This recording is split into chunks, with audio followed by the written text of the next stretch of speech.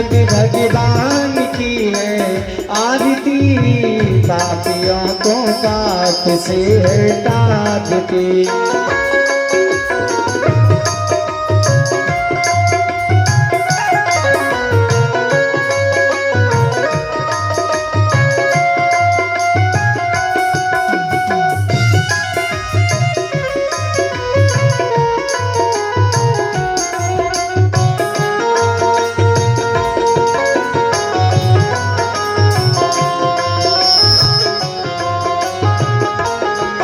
ये अमरी ग्रंथि ये मुक्ति पंथी ये पंचम वेद निराला, सब ज्योति जगाने वाला। ये अमरी ग्रंथि ये मुक्ति पंथी ये पंचम वेद निराला, सब ज्योति जगाने वाला। हरि नाम यही हरि धाम यही, प्रभु नाम यही प्रभु धाम यही, जग की मंगल की आरती, पापियों को पाप से हटा दे। श्री भागवती भगवान की है आरती, पापियों को पाप से हटा दे।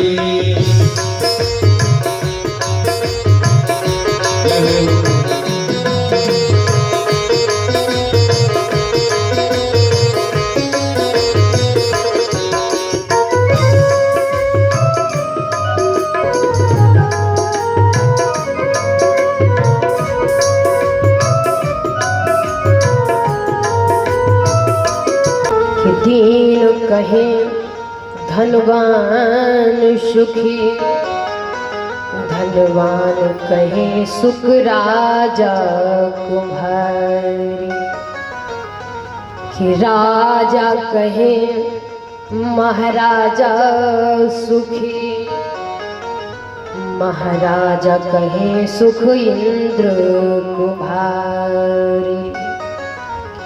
इंद्र कहे सुख चतुरानन को, चतुरानन कहे सुख विष्णु कुम्हारी।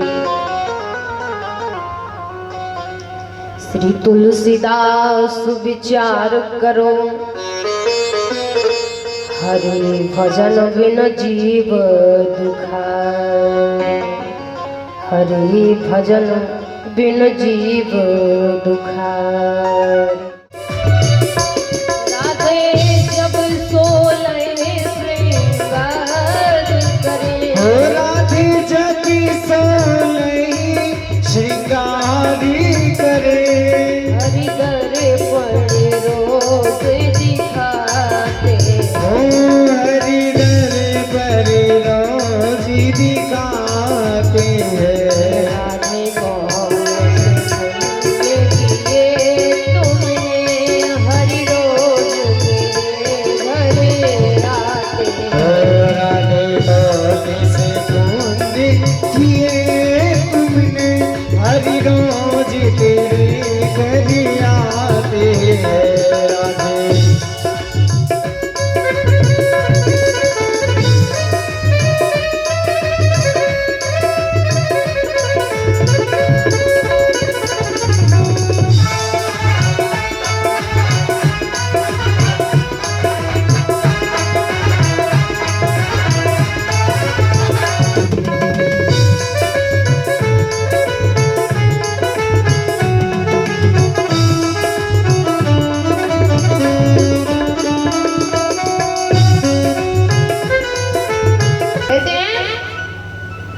पत्नी थे, उसकी पत्नी पतिव्रत धर्म का पालन करती थी।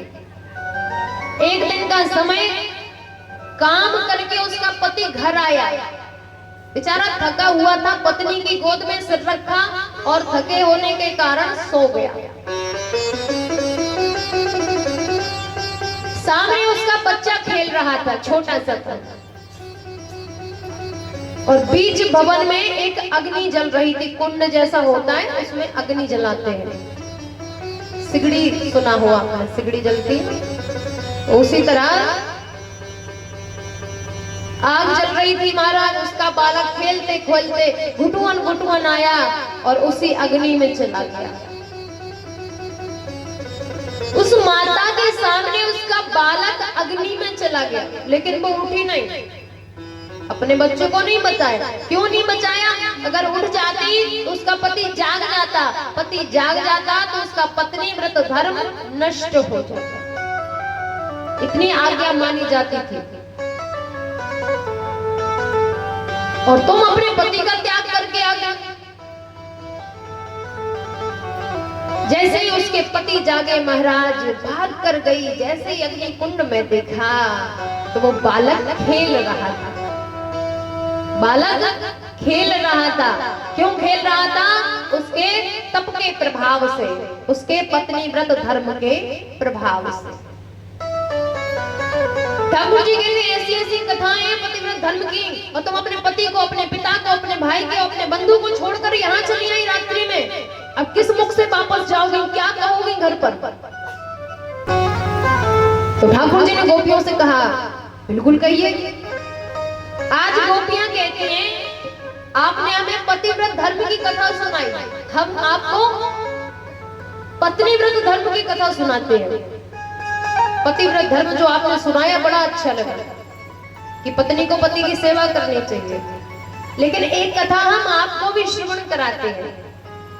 एक पति पत्नी थे।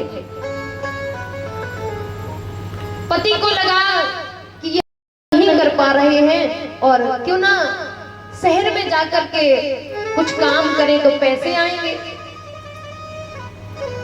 तो उसने अपनी पत्नी से कहा कि मैं काम करने के लिए शहर जा रहा हूं और तुम अच्छे से रहना। पत्नी ने कहा अभी तक हम अकेले नहीं रहे और आप चले जाओगे तो हम अकेले कैसे रहेंगे? पति ने कहा यह भी बात सही है। तो उसने एक प्रतिमा बनाई अपने पति की और वो चला गया। अब वो पत्नी अपने पतिव्रत धर्म का पालन करने के लिए उस मूर्ति बने पति की सेवा करती थी। स्नान कराती, तिलक लगाती, माला पहनाती, पूजन करती, अर्चन करती। धीरे धीरे समय निकला, उसका पति वापस आया। अब जैसे ही वापस आया महाराज तो उसने दरवाजा खोलने के लिए कहा। अब वो बैठी थी पति की पूजा करने। उसने कहा यदि मैं दरवाजा खोलने जाऊंगी तो मेरा पतिव्रत धर्म नष्ट हो जाएगा, इसलिए मैं नहीं जा सकती। अब बाहर उसके पति खड़े थे, लेकिन वो पूजा कर रही थी नकली पति के जो बना हुआ था मूर्ति के रूप में। गोपियों ने कहा बताओ ठाकुर जी, बताओ कन्हैया, उस गोपी को दरवाजा खोलना चाहिए कि नहीं? ठाकुर जी ने कहा बिल्कुल खोलना चाहिए। जब सही वाले पति आ गए तो मूर्ति वाले पति की क्यों पूजा करना, गेट खोलना चाहिए। तो गोपियों ने कहा कि हमारी समस्या का समाधान तो आपने ही कर दिया। कहा कैसे? जो मूर्ति वाले पति है ना वो संसार में हमारे पति बने हैं, लेकिन जो दरवाजे पर आप खड़े हो ना वो साक्षात परमेश्वर हमारे पति के स्वरूप में। अब बताओ हम ये संसार के पतियों को अपना पति माने कि आपको दरवाजा खोले? भगवान प्रसन्न हो जाते हैं। गोपियों आप धन्य हो, आप धन्य हो। सुंदर सा महाराज प्रारंभ होता है। भोलेनाथ देख रहे थे। भगवान ने कहा देखो इतना सुंदर रास है, आपको रास नहीं करना। ये रास नहीं है, महारास है। तो अपनी अपनी जगह पर खड़े हो जाइएगा कि एक दिन वो भोले भंडारी बन करके ब्रज नारी गोकुल में आ गए हैं, वृंदावन आ गए हैं। एक दिन वो भोले भंडारी बन करके ब्रज नारी वृंदावन आ गए हैं, गोकुल में आ गए हैं। पार्वती ने मना किया था ना माने त्रिपुरारी, रावण आ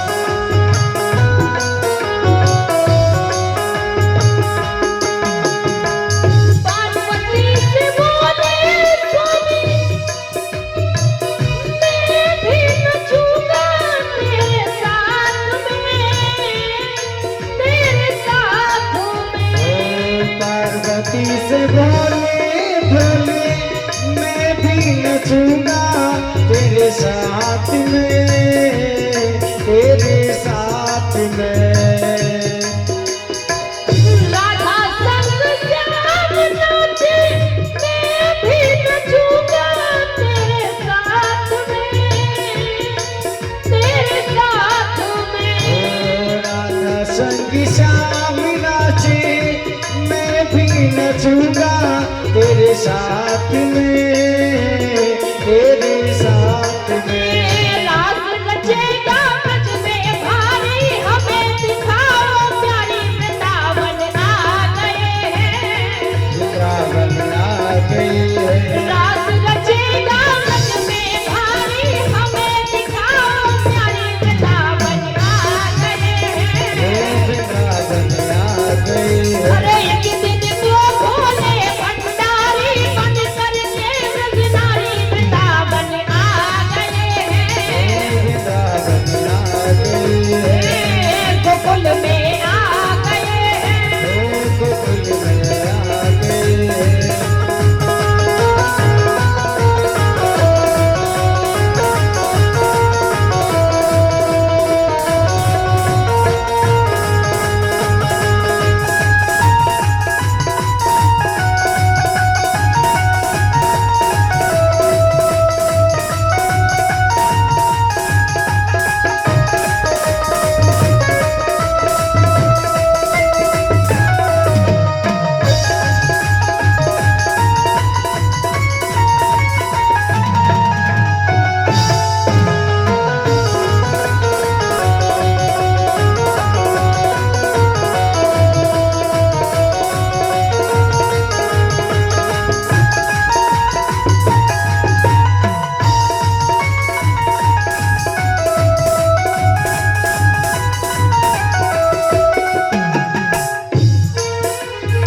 पार्वती मैया कहते हैं भोलेनाथ से,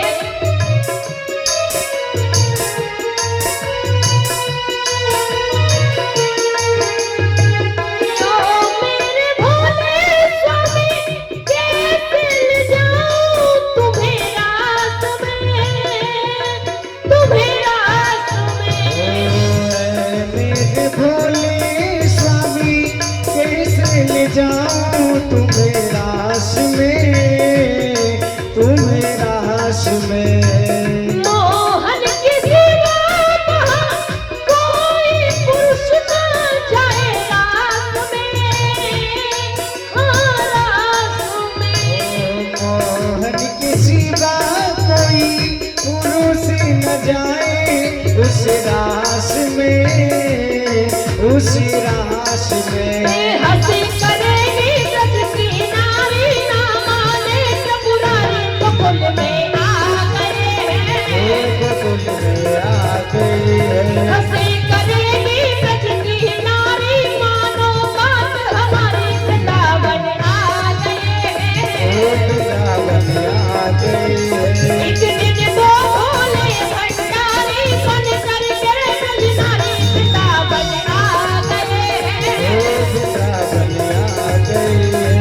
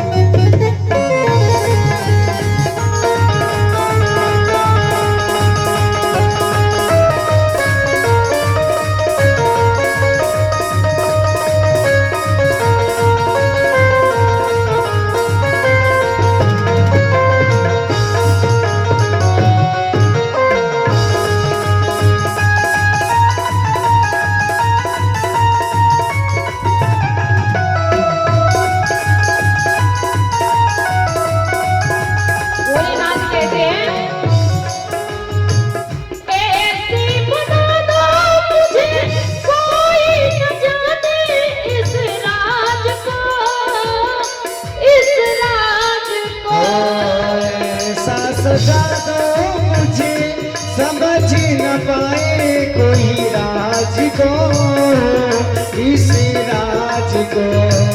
मैं हूँ सहेली तेरी, ऐसा बताना ब्रजराज को, ब्रजराज को। मैं हूँ सहेली तेरी, ऐसा बताना ब्रजराज को, ब्रजराज को। बना के जूड़ा पहन के साड़ी, चाल चले मतवाली, वृंदावन आ गए हैं। वृंदावन आ गए हैं। बना के जूड़ा पहन के साड़ी, चाल चले मतवाली, वृंदावन आ गए हैं। वृंदावन आ गए हैं। सिर से खिसक गई जब साड़ी, मुस्काए गिरधारी, भोले शर्मा गए हैं। भोले शर्मा गए हैं। सिर से खिसक गई जब साड़ी, मुस्काए गिरधारी, भोले शर्मा गए हैं। भोले शर्मा गए हैं। अरे एक दिन वो भोले भंडारी बन करके ब्रजनारी, वृंदावन आ गए हैं। वृंदावन आ गए हैं। गोकुल में आ गए हैं। वृंदावन आ गए हैं, वृंदावन आ गए हैं। बोलिए गोपीश्वर महादेव भगवान की। जय। राधा नाचे कृष्ण नाचे, नाचे गोपी जने, मन मेरो मन गयो सखी रे पावन वृंदावन। रास रचो रास रचो रास रचो है, जमुना किनारे कान्हा रास रचो है।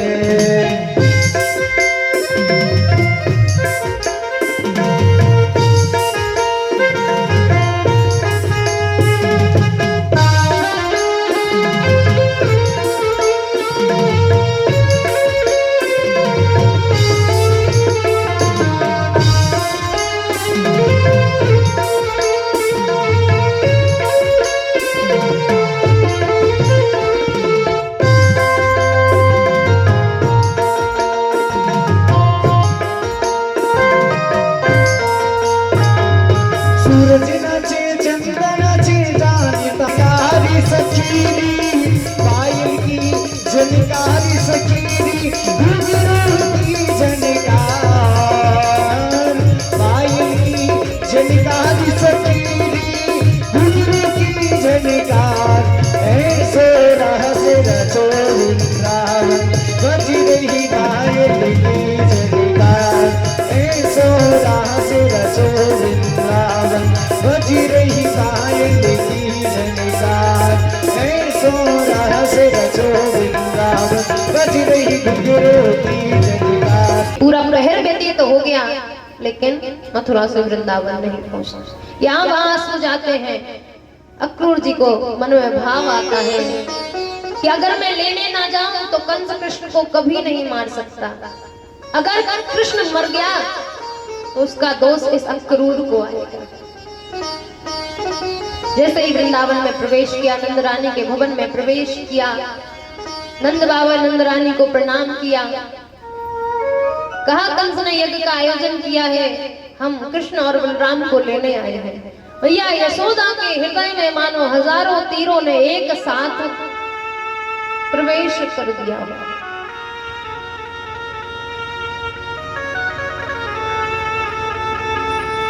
आज जैसे ही भवन में प्रवेश किया, प्रणाम किया, भैया यशोदा ने कन्हैया को अपने सीने से लगा लिया। कहा मुझे पता है कंस मेरे कन्हैया को अपना काल समझता है, मैं उसे नहीं जाने दूंगी।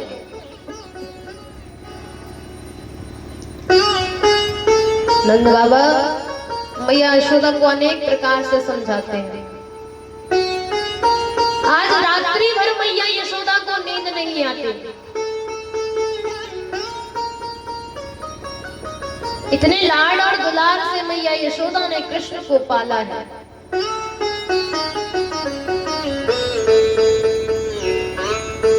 नंद बाबा समझाते हैं एक दिन की बात है, चला जाएगा, वापस आ जाएगा।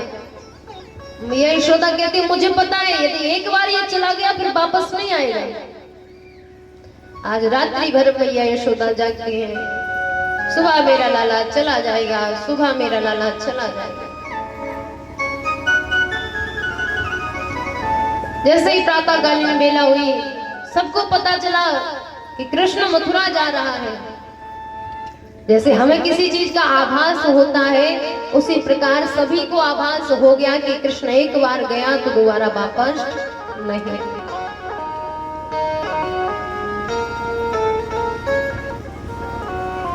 नंद बाबा समझाते हैं, नंद रानी मैं भी तो साथ में जा रहा हूँ।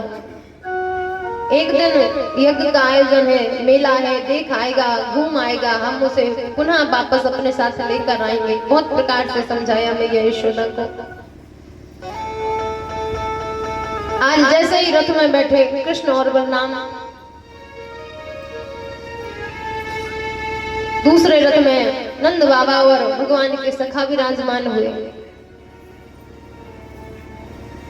आज सारी गोपियां भगवान के रथ के सामने आकर लेट जाती हैं। अगर तुम्हें जाना ही है ना, तो रथ को हमारे ऊपर से निकालो, फिर जाओ। इतने में देखा कि मैया यशोदा अपने भवन से भागती हुई आ रही थी, भागती हुई आ रही थी।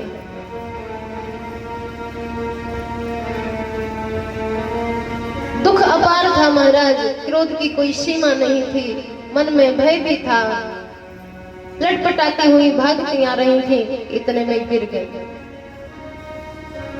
कृष्ण और बलराम रथ से उतर जाते हैं, दौड़कर मैया यशोदा को अंक में भर गए।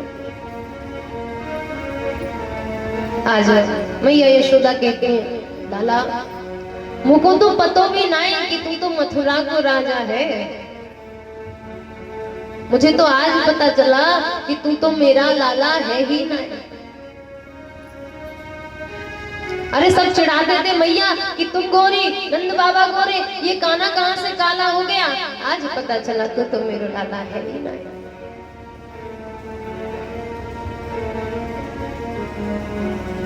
अरे लाला, जब तुम मथुरा जावेगो ना, तो वहां किसी से ये मत कहियो कि मैया यशोदा ने एक माटी की मटकी के लिए तुझे ऊखल से बांध दिया, तुझे इतना कष्ट किया।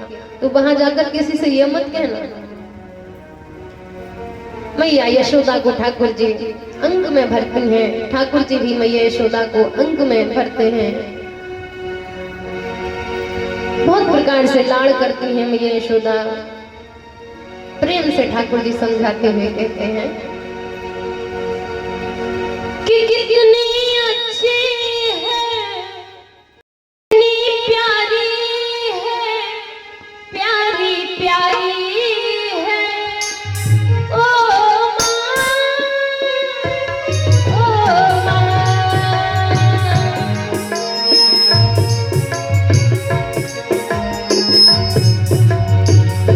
तू कितनी अच्छी है, तू कितनी प्यारी है, प्यारी प्यारी है ओ माँ,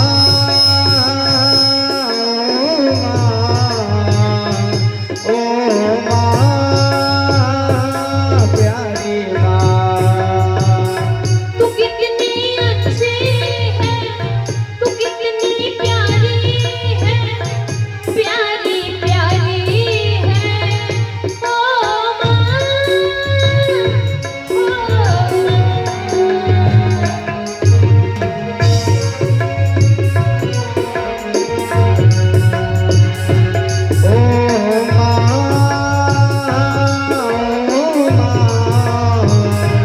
ओ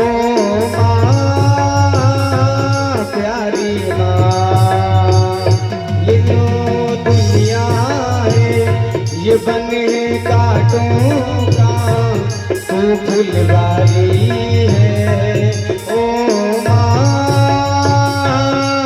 ओ माँ, ओ माँ, प्यारी माँ।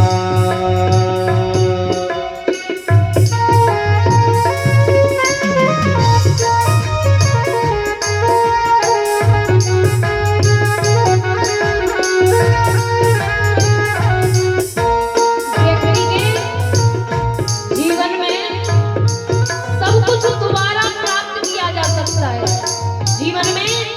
कुछ दोबारा मिल सकता है, पति भी दोबारा मिलने लगा तुम्हारा, प्रेमी भी दोबारा मिल जाएगा, घर भी दोबारा मिल जाएगा, मकान भी दोबारा बना लेंगे, गाड़ी भी दोबारा ले लेंगे, लेकिन जीवन में यदि एक बार माता पिता चले गए ना, वो दोबारा लौट कर नहीं आते।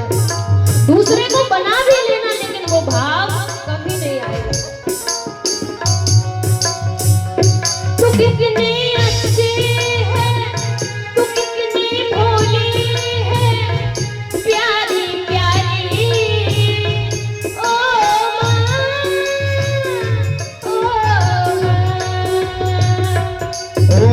माँ,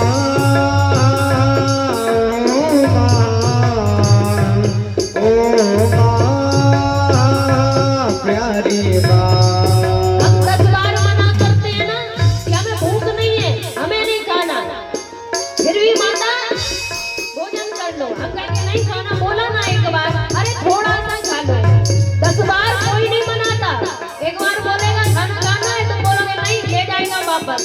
तुम रात में 10 बजे आओगे, 10 बजे माता जागती है कि हमारा बालक या बालिका भूखी होगी या भूखा होगा, थाली लगाकर बैठी होगी, कौन जागता है? केवल माँ।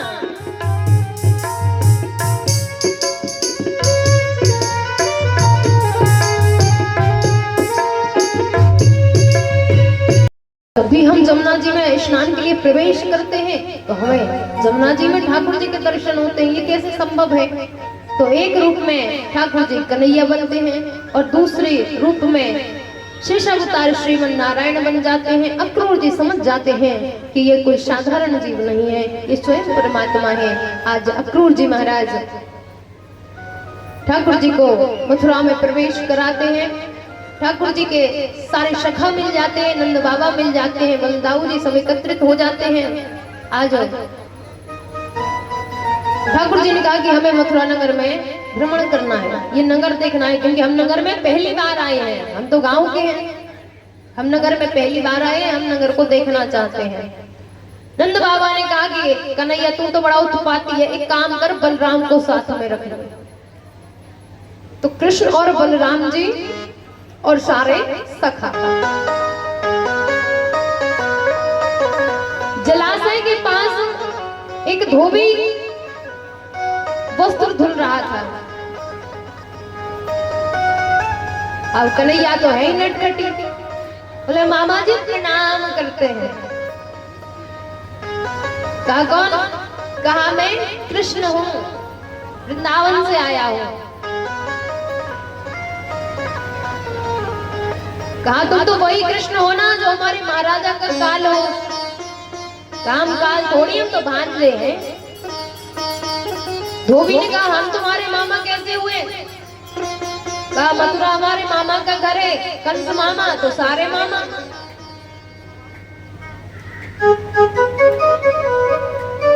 धोबी को बड़ा क्रोध आया, आखिर हमारे राजा का शत्रु तो हमारा भी शत्रु। अब वो धोबी राजा कंस के वस्त्र धुलता था, राजा कंस के कपड़े धुलता था। तो कन्हैया ने कहा मामा एक कृपा करोगे? धोबी ने कहा क्या बात बताओ? कहा हमको ये जो सुंदर सुंदर से वस्त्र है ना ये पहनना है। धोबी को क्रोध आया कि तुम गांव के गमरिया, पोखर का पानी पिया, बेझड़ की रोटी खाई, तुम क्या जानो ये राजसी वस्त्र कैसे पहने जाते हैं? अब कृष्ण ने तो कुछ नहीं कहा। जो कृष्ण के सखा थे ना, एक छोटा सा भगवान की उंगली पकड़े था, वो कहता है कन्हैया दे तू यहाँ समझा ले, मतलब इसको समझा ले, वरना तू कुछ नहीं बोलेगा तो मैं इसको मारूंगा। सुखदेव जी कहते हैं राजा परीक्षित देखिए उस छोटे सखा की बात, उसको अपने सखा पर, अपने मित्र पर इतना भरोसा है कि मैं कुछ भी कह सकता हूँ, पीछे कन्हैया तो खड़ा है। भगवान ने कहा नहीं नहीं आराम से समझा देते हैं, लड़ाई भड़ाई थोड़ी करनी, हम तो रिश्तेदारी में आए हैं। वही तो मैं कहूँ, वरना तुम बता दे यहाँ को वही पूतना बारे हाथ। वो भी भगवान को मारने के लिए आता है। भगवान एक उंगली का इशारा करते हैं और उसका शीश धड़ से अलग हो जाता है। कृष्ण बलराम सारे सखा राजर्षि वस्त्र पहन लेते हैं। अब कहां महाराजा कंस, वो कहां ये छोटे छोटे से सखा। अब मथुरा की गलियों में जावे तो सारी गलियों की झाड़ू लगती चली जावे, इतने बड़े बड़े वस्त्र। भगवान का सखा कहता है लाला, तो मुंह को तो बड़ी शर्म आवे इन वस्त्रन में, ऐसे लगे मानो किसी के यहाँ से मांग के पहन लिए, मांगने से लगे, हमको तो बड़ी शर्म आ गई। मथुरा में भगवान का एक भक्त दर्जी का काम करता था। परमात्मा उसके पास जाते हैं, सारे सखाओं के अपने वस्त्र अपने अपने नाम के करवाते हैं। भगवान उसको आशीर्वाद देते हैं। भगवान का एक भक्त सुदामा नाम का माली, भगवान उस पर भी कृपा करते हैं। वो भगवान के साथ सभी सखाओं को माल्यार्पण करता है। आज भगवान मथुरा की गलियों में प्रवेश करते हैं तो सारे मथुरा के नगरवासी जो महिलाएं थी महाराज, घर के बाहर तो जा नहीं सकते, लेकिन दर्शन करना है क्योंकि नाम बड़ा सुना था कृष्ण का। तो हमारे घर की जो छत होती है ना, उन छतों पर बैठ जाते हैं। और अब ग्रिल लगने लगी, पहले जाली के तरह की ग्रिल लगती थी। जो ग्रिल लगने लगी ना, पहले जाली के आकार की ग्रिल लगती थी, उनमें छोटे छोटे से छेद होते थे। तो उसी की ओट लेकर के मथुरा की स्त्रियां अपनी अपनी छतों पर जाकर बैठ जाती हैं कि कन्हैया यहाँ से निकलेगा तो हम दर्शन करेंगे। अब वो जो छोटे छोटे से छेद थे, उनमें से एक आंख से देखते हैं। जैसे राम जी जब जनकपुर में गए तो जनकपुर वासियों ने देखा भगवान को, आज मथुरा में मथुरा के वासी भगवान के दर्शन करते हैं। और दर्शन करते करते भगवान थोड़े दूर पहुंचते हुए इतने में देखा कि एक स्त्री सामने से चली आ रही थी, 3 जगह से टेढ़ी महाराज, वृद्धावस्था में। मार्ग में जैसे ही पड़ा, सामने भगवान ने उसको देखा तो उसके हाथ में एक सुंदर सा बर्तन जिसमें बड़ी सुगंधी आ रही थी। कौन सी सुगंधी? मलयागी चंदन की। परमात्मा ने उससे बात की। भगवान ने कहा, अरे सुंदरी, तुम कहाँ जा रही हो? अब बताओ, कोई 3 जगह से टेढ़ा हो और तुम उसे सुंदरी कह दो, कितना बुरा लगेगा उसे कि हमारी हंसी कर रहे हो, मतलब हम सुंदर नहीं तो हमारा मजाक बना रहे हो। लेकिन महाराज आज जैसे ही सुंदरी नाम से संबोधन किया तो कहा, मेरा नाम वास्तव में सुंदरी था, लेकिन 3 जगह से टेढ़ी हूँ, इसलिए मेरा नाम कुब्जा पड़ गया। वैसे ही ये चंदन महाराजा कंस को जाता है, लेकिन आप हमें इतने प्रिय लगते हैं, मैं ये चंदन आपको लगाना चाहता हूँ। भगवान को चंदन लगाया, भगवान के साथ सारे सखाओं को चंदन लगाया, वृंदावन जी को चंदन लगाया। आज परमात्मा ने उसकी हनु अर्थात थोड़ी को जैसे ही छुआ, थोड़ा सा झटका मारा, वास्तव में वो कुब्जा परम सुंदरी बन गई। बोलिए वृंदावन में हरि लाल की। कुवलिया पीड़ नाम का हाथी था, उसको शराब यानी मदरा पिलाई गई। जब कृष्ण और बलराम आएंगे तो अपने पैरों के नीचे कुचल देगा ये। भगवान ने एक ही क्षण में उसका दान कर दिया। देखा महाराज, सभासद विराजमान थी, एक ऊंचा सिंहासन लगा, उस पे महाराजा कंस विराजमान था। मल्ल युद्ध का अखाड़ा लग गया, जिसे हम कुश्ती कहते हैं। कुश्ती समझते हैं? मल्ल युद्ध का अखाड़ा लगा था महाराज। चाणूर और मुष्टिक आ गए।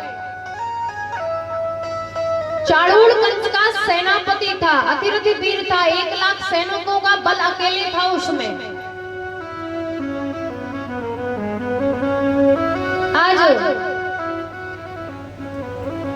कृष्ण से कहता है कि आओ कन्हैया, हमने तुम्हारी बड़ी लीला सुनी है कि तुमने इसको मार दिया, उसको मार दिया, दैत्यासुर मारा, अघासुर, बकासुर, वत्सासुर, तृणाव्रत, अनेक राक्षस मारे, आ जाओ हमसे निपटो।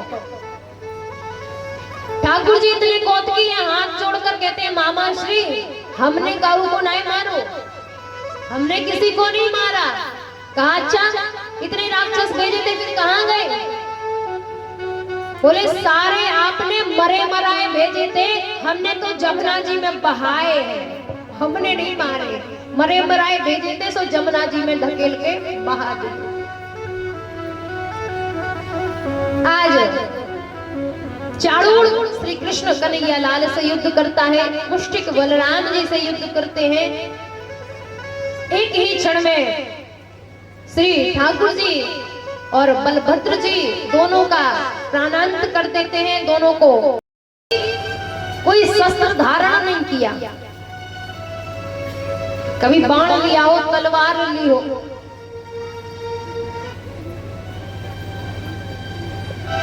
उसी प्रकार आज भगवान के पास कोई अस्त्र शस्त्र नहीं है। कंस सामने है, केस पकड़े, पृथ्वी पर पटका, क्रोधित हो गया। भगवान ने एक मुष्टिक का प्रहार किया और कंस को निष्काम में दिया। बोलिए कृष्ण कन्हैया लाल की।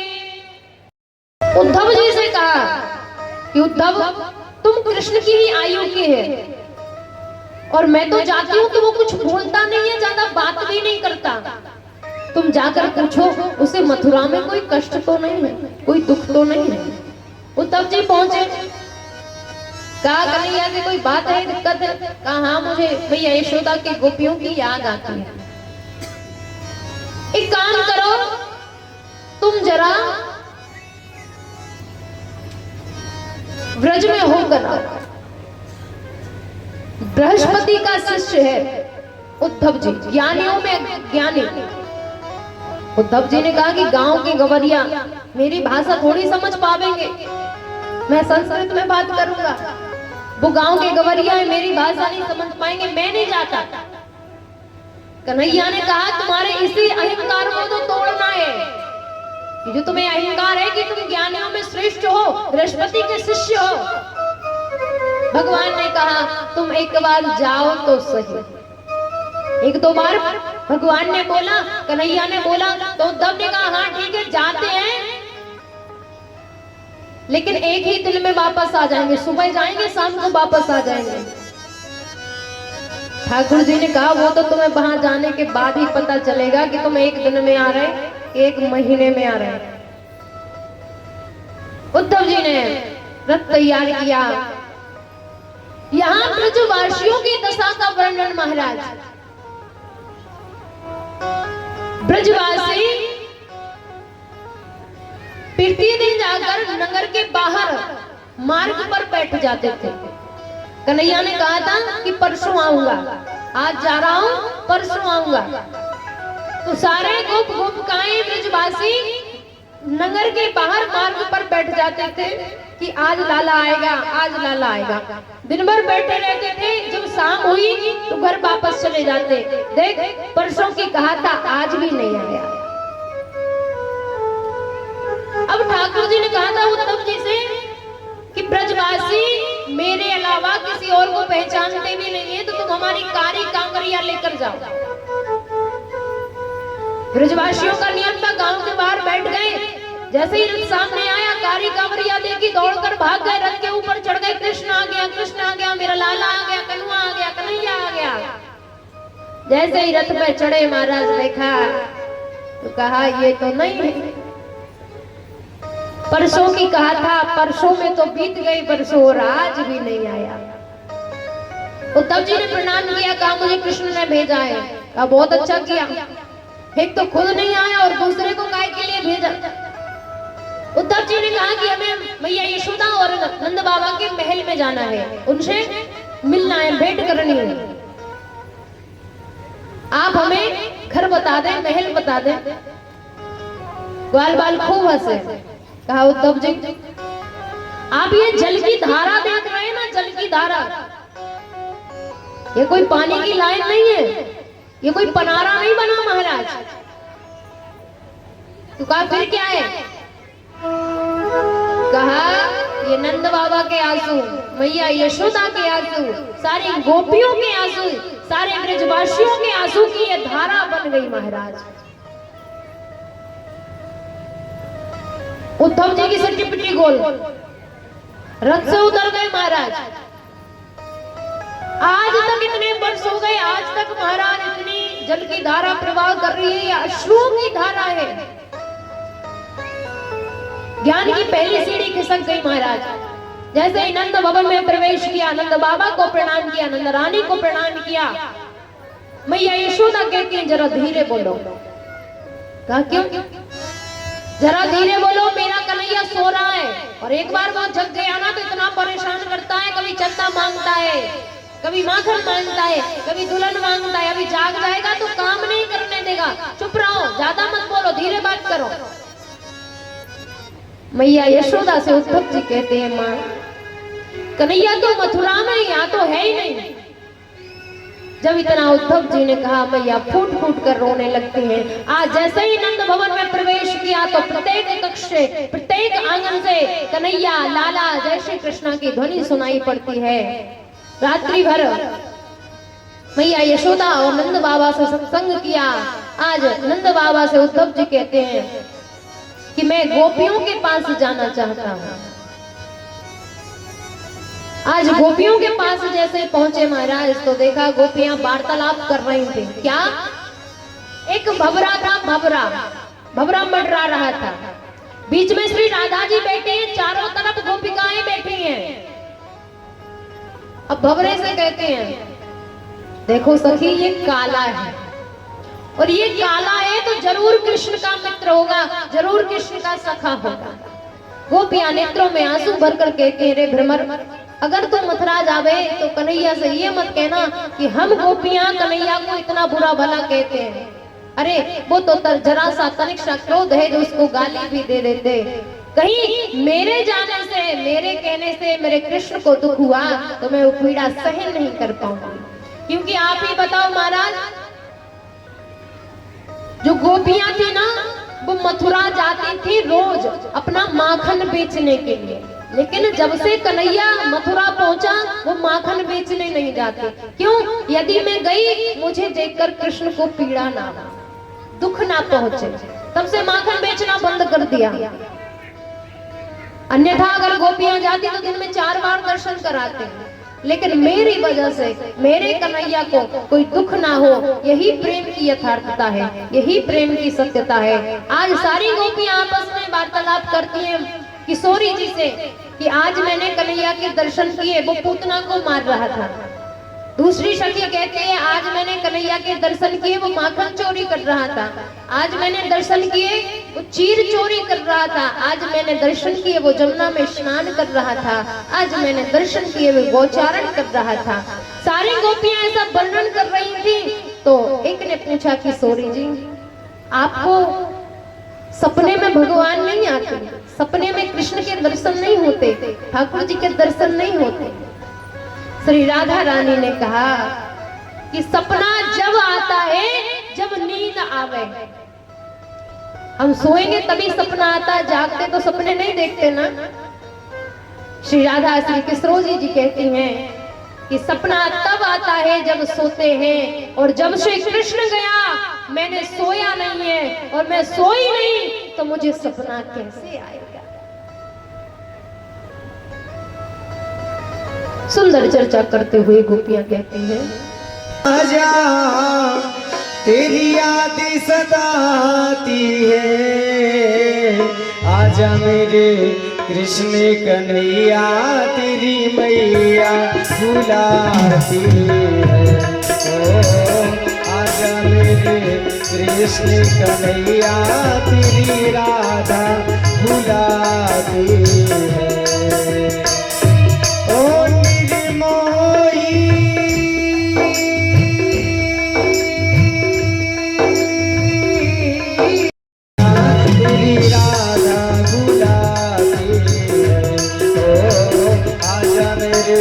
कृष्ण कन्हैया तेरी मैया बुलाती है। ओ मेरे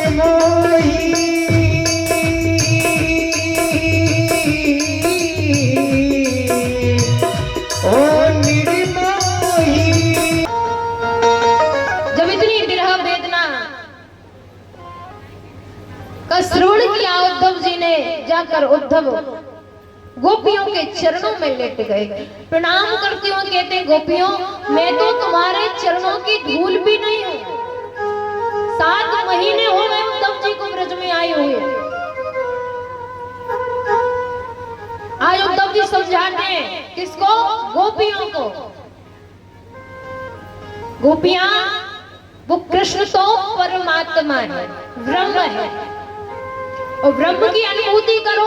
ब्रह्म तो हर जगह होता है, तुम उसे किसी भी रूप में प्रेम कर सकती हो। तुम इतनी भाव विहल क्यों होती हो? तुम इतनी वेदना क्यों सहन करती हो? तुम इतनी व्याकुल क्यों हो?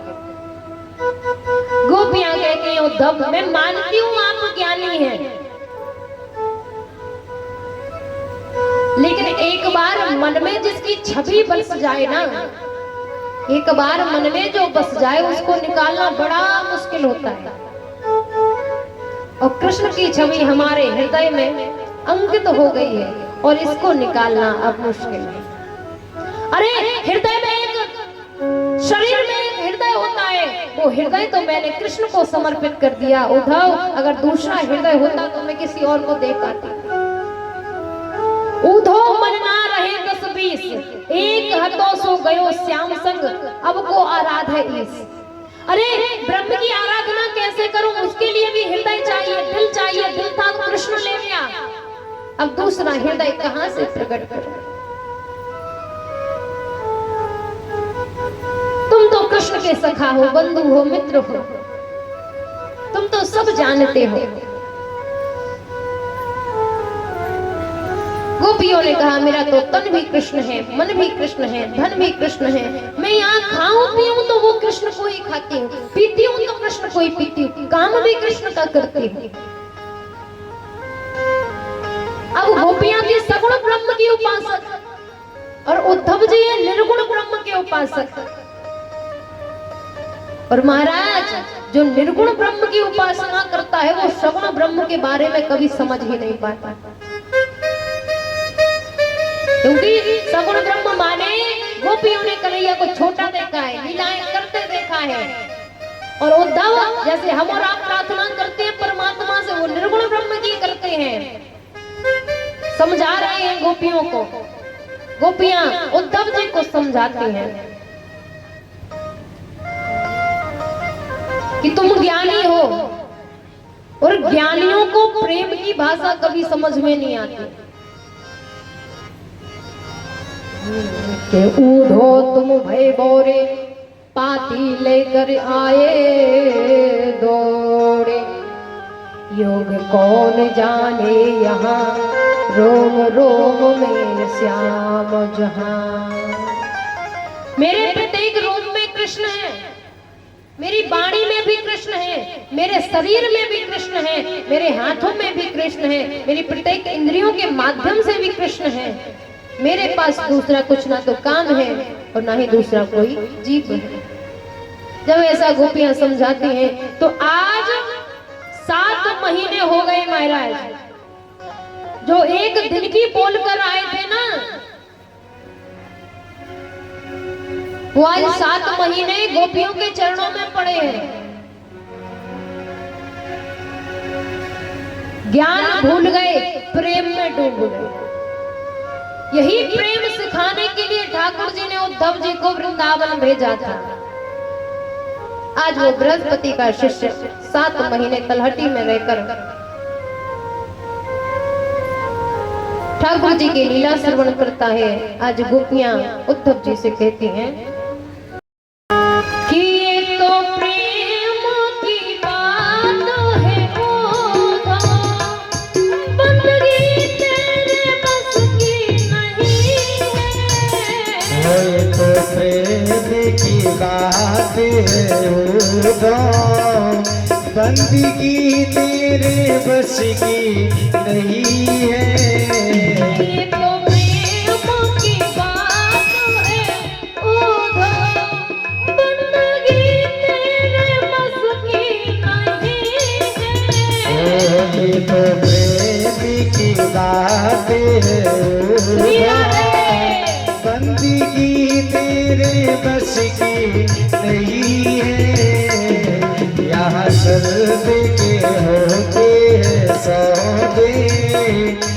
आशिकी इतनी सस्ती नहीं है।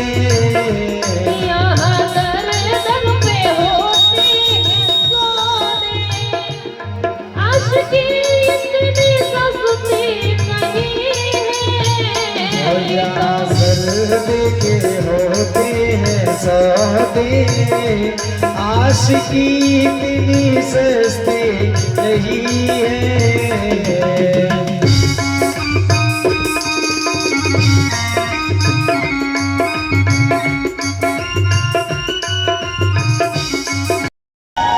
मथुरा पर चढ़ाई कर दी।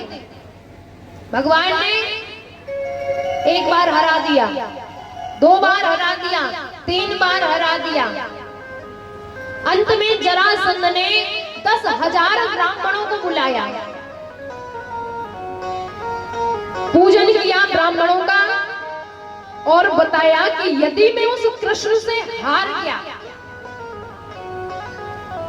तो तुम सबको एक साथ मृत्यु दंड दूंगा, और अगर मैं जीत गया तो इतना धन दूंगा कि दोबारा मांगने की जरूरत ना पड़ेगी। ब्राह्मणों ने हाथ जोड़कर कहा, भगवान अब तो हम मरे, क्या करें। परमात्मा से ब्राह्मण प्रार्थना करने लगे तो परमात्मा अपने भक्तों पर सदैव कृपा करते हैं। जैसे ही करुण पुकार सुनी महाराज, 18वीं बार जैसे ही जरासंध ने मथुरा पर आक्रमण किया तो भगवान युद्ध छोड़कर भागने लगे। बलराम जी ने कहा कि क्या कर रहे हो? बोले हम तो जा रहे हैं, हमें युद्ध नहीं करना। कहा क्यों नहीं करना? भागना है। अरे जरासंध को 17 बार हरा दिया, 18वीं बार क्यों भाग रहे हो? कोई क्या कहेगा, अरे हमारी तो सब जगह नाक कट जाएगी कि बताओ रण छोड़कर भाग गए। कन्हैया ने कहा देखो माखन चोर हम हैं, हमारा नाम माखन चोर है, चित्त चोर है, चीर चोर है, माखन चोर है, रण चोर और सही। ठाकुर जी ने बलदाऊ भाई भैया का हाथ पकड़ा और भागने लगे। तब से भगवान का एक नाम हुआ रणछोर। बोलिए रणछोर महाराज की जय। तस्य पंचा भवन पुत्रा कन्यका च वरानना। जल में स्नान कर रहे कमल के पुष्प पर एक कन्या को प्राप्त करते हैं, घर पर लेकर आए, बड़ी हुई, मन में विचार आया कि क्यों ना अपनी कन्या का विवाह ब्रह्म स्वरूप कृष्ण के साथ किया जाए। लेकिन महाराज जब पुत्र बड़े हो जाते हैं तो पिता का चलना बंद हो जाता है, वहां पर पिता की बात नहीं चलती, क्योंकि अब पुत्र चलने लगे हैं ना। तो हम ये नहीं कहते कि पुत्र की बात को भी अनदेखा किया जाए। अगर आपकी बात सार्थक है, भले वो छोटा भी बोल रहा है, तो उसकी बात को मान लेना चाहिए। दूसरी बात, बड़े बुजुर्ग होते हैं ना, जो बूढ़े बुजुर्ग होते हैं, उनके पास कुछ मिले ना मिले, लेकिन जीवन का अनुभव जरूर मिलता है। आज भीष्म के पुत्र रुक्मी ने कहा कि नहीं, हम अपनी बहन का विवाह शिशुपाल के साथ करवाएंगे। मैया रुक्मणी ने अपनी भाभी से कहा कि हम कृष्ण से प्रेम करते हैं और हम कृष्ण को ही वर्ण करना चाहते हैं। तो रुक्मणी जी के भाभी ने समझाया कि तुम एक कन्हैया के प्रति पत्र लिखो। प्रेम वाला कंगीना, आओ आओ हरि आओ मेरे अंगीना, ओ आओ आओ हरि आओ मेरे अंगीना। आप लोग भगवान जी का स्वागत नहीं करोगे। यहाँ रुक्मणी जी पत्र लिखती है कि आप कब आओगे, और तुम बुलाना नहीं चाहती। कब आओगे कब आओगे बुलाना चाहती हो। भगवान को अपने तौसीर ग्राम में बुलाना चाहती हो तो कैसे बुलाओगी? अपनी जगह पर खड़े हो जाओ, भाव में झूमते हुए, मस्ती में झूमते हुए, आओ आओ हरि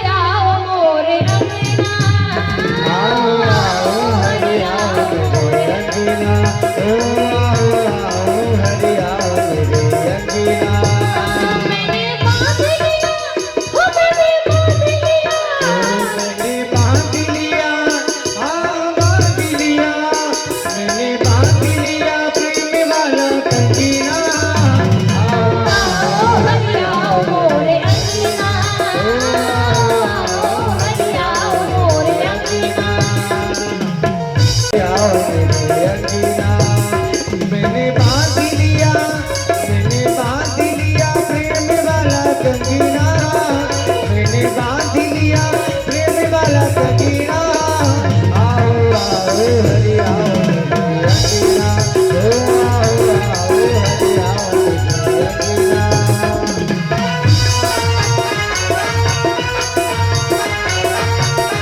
जा रहे हो?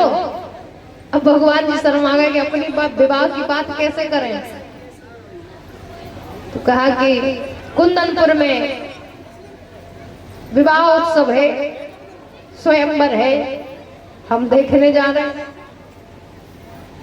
बलराम जी समझ गए कि अब हमारा कन्हैया बड़ा हो गया है।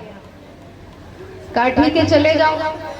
अब ठाकुर जी निकले, पीछे से बलराम जी सेना लेकर पहुंच गए। ऐसा ना हो लड़ जाए, क्योंकि यदुवंशियों में बिना लड़ाई के विवाह नहीं हुआ।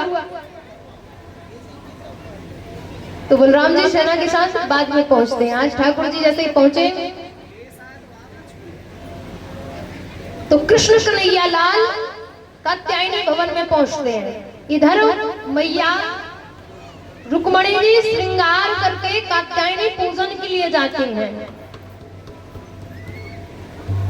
वर्णन आता है कि जिस किसी कन्या के विवाह में अगर कोई विवाह में कोई अड़चन बनती है या विवाह में कोई योग नहीं है, विवाह शीघ्र नहीं होता है, किसी भी तरह के विवाह में आपत्ति आती है, तो वो कन्या यदि इन चौपाइयों का पाठ करती है तो उसे शीघ्र ही सुयोग्य वर की प्राप्ति होती है। कात्यायनी भवन में पहुंचते हुए मैया रुक्मणी जी प्रार्थना करती हैं देवी कात्यायनी से, गौरी से कि जय जय गिरिवर राजो किशोरी, जय जय गिरिवर राज किशोरी, जय जय गिरिवर राज किशोरी, जय जय गिरिवर राज किशोरी, जय महेशा मुख चंद्र चकोरी, जय महेश मुखी चंद्र चकोरी, जय गज बदनी शरानरी माता, जगती जननी दामनी दूती गाता, देवी पूजे पर सुर नर मुनि सभी हो ही सुखारे, मोरे मनोरथ जाना हुनी के, बसहु हृदय सिए सब के, कीनहु प्रगटिना कारण तेहि, अस गई चरणी गई सुन सिय सती आशीष हमारी, पूजन मन का बिना तुम्हारी, पूजन मन का बिना तुम्हारी। अरे इसके जो केस है ना, जो घुंघराली लट्टे हैं, तनिक इनको भी तो निहारो। दूसरा कहता है इन सब में मत उलझे रहना, कमर में जो बांसुरी है इसका ही सब कमाल है। सुंदर पुष्पों का हार महाराज, सुंदर सा मुकुट, उस पर मोर पंख लगा है। आज ठाकुर जी रुक्मणी को अपनी गोदी में लिए धीरे धीरे चले जा रहे हैं, चले जा रहे हैं।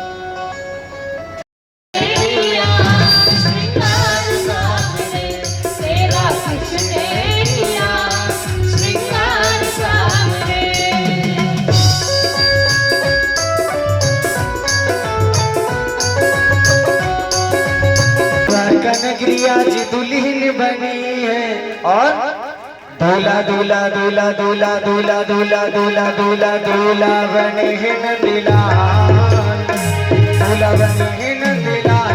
की जोड़ी का जवाब नहीं, की जोड़ी का जवाब नहीं, की जोड़ी का जवाब नहीं, की जोड़ी का जवाब नहीं, की जोड़ी अरे कारी कमरिया नंदलाल, कारी कमरिया नंदलाल, की जोड़ी का जवाब नहीं, की जोड़ी का जवाब नहीं, की जोड़ी का जवाब नहीं। आज दूल्हा दूल्हा दूल्हा दूल्हा दूल्हा बने हैं नंदलाल, की जोड़ी का जवाब नहीं। आज दूल्हा बने हैं नंदलाल, की जोड़ी का जवाब नहीं।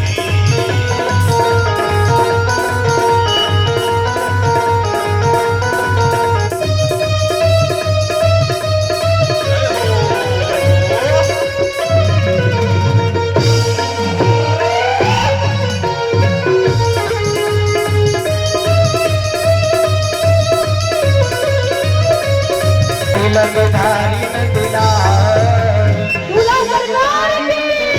की जोड़ी का जवाब नहीं, की जोड़ी का जवाब नहीं, की जोड़ी का जवाब नहीं। आज दूल्हा बने हैं नंदलाल, की जोड़ी का जवाब नहीं।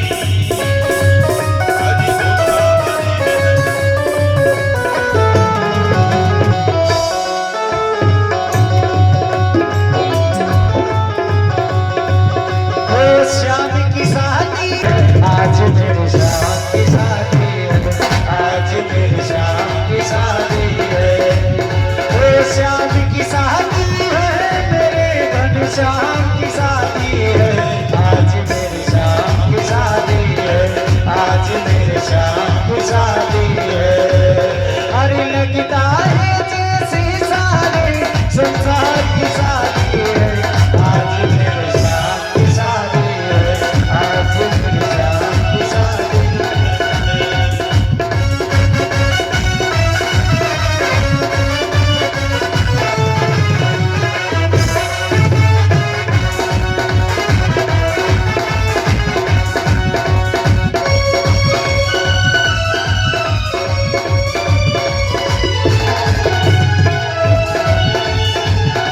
राधिका गोरी से, नीरज की छोरी से, राधिका गोरी से मेरे कान्हा के मिल गए हैं, राधिका गोरी से।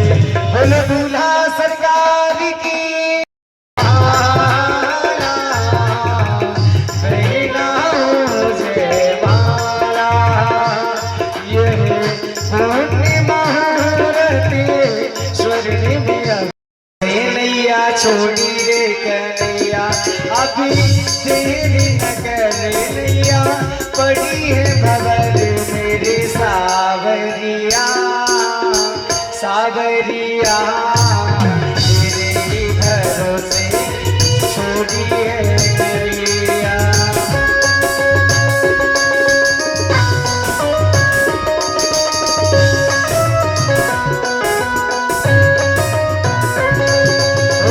गज की खातिर सजा दे, गजब हो जाएगा, गजब हो जाएगा, गजब हो जाएगा, गजब हो जाएगा। बोलना है, जय हो बोलना है।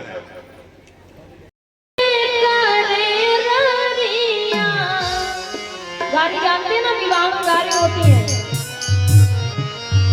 अब तो बंद हो गई क्योंकि अब पसंद ही नहीं है। तो कुंदनपुर की नारियां भगवान को प्रेम में गाली देती हुई कहती हैं कि मोरे श्याम जो से करे रानिया, कुंदनपुर की सखियां। मेरे श्याम जू से करे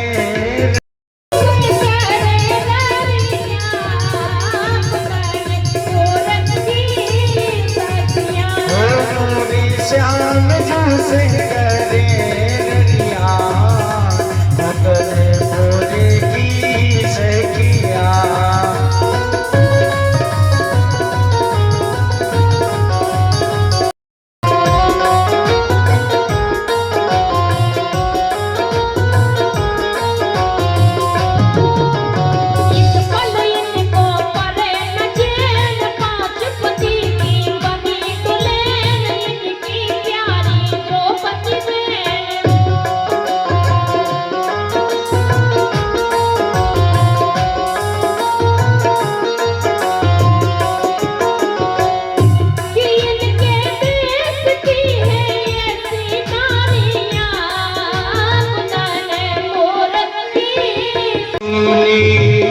तेरी रामैया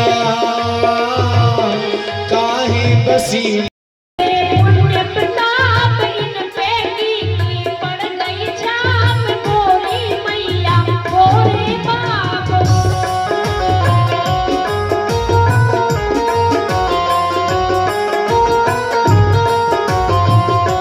के कैसे पुण्य प्रताप गोरी मैया गोरे बाप इन पर की पड़ गई छाप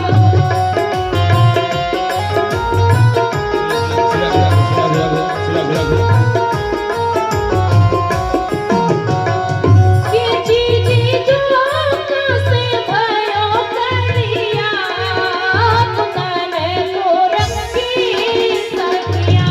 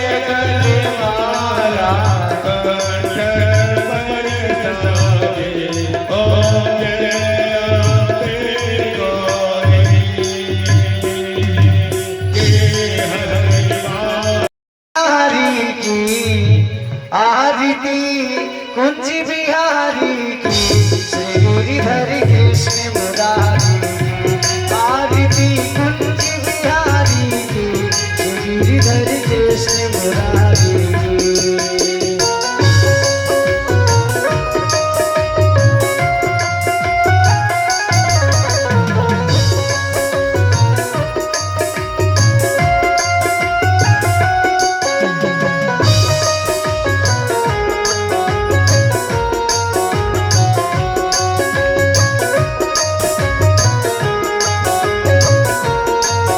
गले में बेजती माला बजावे मुरली मधुर बाला श्रवण में कुंडल झलकाला श्री आनंद कंद वृंदावन चंद्र मोहन ब्रिज चंद्र राधिका रमण बिहारी के श्री गिरिधर कृष्ण मुरारी के आरती कुंज बिहारी के श्री गिरिधर कृष्ण मुरारी के